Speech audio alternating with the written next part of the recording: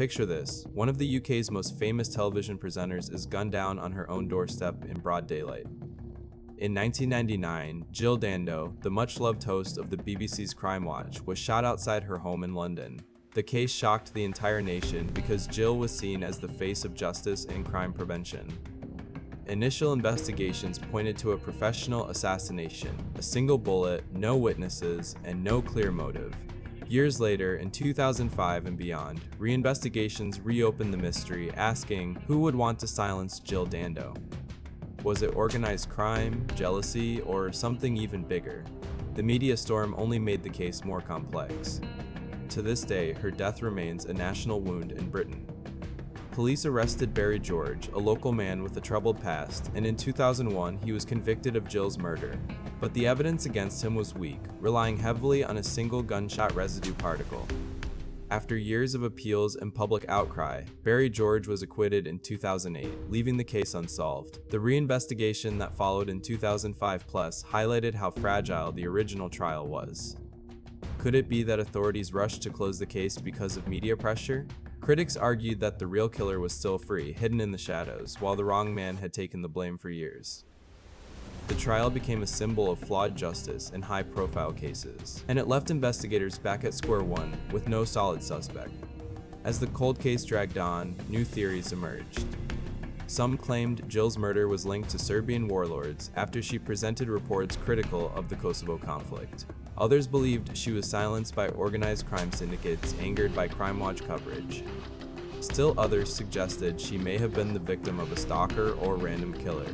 The fact that no CCTV, no eyewitness, and no strong forensic evidence has ever tied a suspect to the scene only fuels speculation.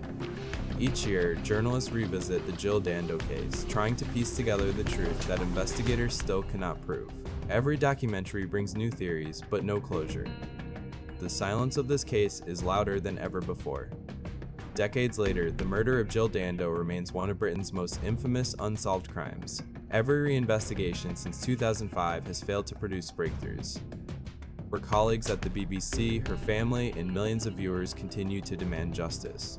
The unanswered questions keep her case alive. Was Jill's death a professional hit, a crime of obsession, or a botched investigation from the start? To this day, Jill's smiling face is remembered not only as a beloved presenter, but as the center of a haunting mystery. The Jill Dando case stands as a chilling reminder that even the most high-profile crimes can remain unsolved. Each anniversary brings renewed calls for answers, yet the truth about her death remains locked in shadows.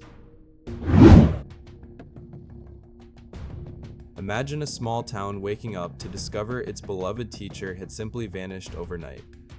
In 2005, Tara Grinstead, a 30-year-old beauty queen and high school teacher, failed to show up for work in Acilla, Georgia. Her car was found in her driveway, but her cell phone, keys, and purse were missing. Inside her house, there were subtle signs that something wasn't right. A lampshade broken and a bedroom clock stopped. Police searched the town, woods, and rivers, but nothing appeared. Tara's disappearance shook the community, leaving everyone asking, how could such a popular teacher just disappear without a trace? Investigators quickly realized this wasn't an ordinary missing persons case. Gloves were found outside Tara's home, later testing positive for DNA, but no matches came up for years. Her car seat was pushed too far back, as if driven by someone else. Neighbors recalled hearing dogs barking late at night, but no screams were reported. The house door was locked, yet her belongings suggested she had planned to go out. It felt like someone familiar had walked her away from her own home. Each clue only added more confusion. For nearly a decade, the case grew cold, haunting the town with unanswered questions. Theories spread like wildfire. Some whispered about jealous lovers, others pointed toward her role as a teacher, claiming she may have been stalked. Former students and colleagues were questioned, but nothing stuck. The DNA on the gloves remained one of the strongest leads. Theories ranged from abduction to planned disappearance, even possible murder. Her friends and family insisted she had no reason to run away. She left behind a promising career, loving students, and her entire life in that small town. With no strong suspects, the case of Tara Grinstead became one of the most famous cold cases in Georgia. For years, media coverage, documentaries, and even the popular podcast Up and Vanished kept Tara's case alive. Eventually, in 2017, 12 years after her disappearance, an arrest was made, but mystery still surrounded the years of silence. Even with suspects charged, many details remain unclear about what truly happened that October night in 2005. Some believe there are still hidden secrets in the community that no one dares to speak about. The Tara Grinstead disappearance has since become a haunting reminder of how even in small towns, mysteries can stay buried for years. To this day, the truth still feels incomplete.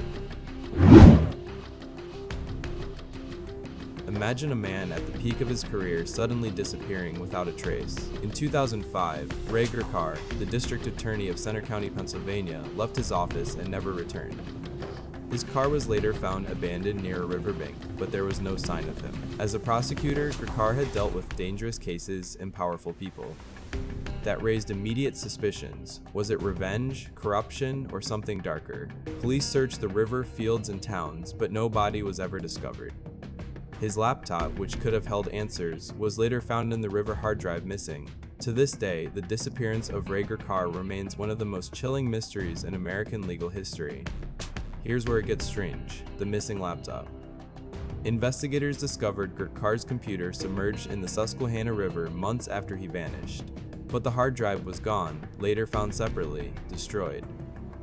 Before disappearing, Ray Gricar had reportedly searched online for how to destroy a hard drive permanently. Was this his own doing, or did someone plan the evidence to frame the case as a suicide? His files could have contained sensitive investigations or secrets linked to powerful individuals. The fact that both the laptop and drive were found apart raised suspicions of foul play. With no digital trail left behind, investigators were left chasing ghosts in one of the strangest high-profile vanishings of modern times. Every theory about Gricar's fate has kept people debating for years. Some say he staged his own disappearance, escaping the pressures of the job. Others believe he committed suicide, overwhelmed by his responsibilities. But many are convinced it was murder, possibly a revenge killing by criminals he once prosecuted. Witnesses recalled seeing him alone on the day he vanished, calm and collected. His bank accounts were untouched, his credit cards unused, and no farewell notes were found. If it were suicide, why go to such lengths with the laptop? If it was an escape, why leave everything behind?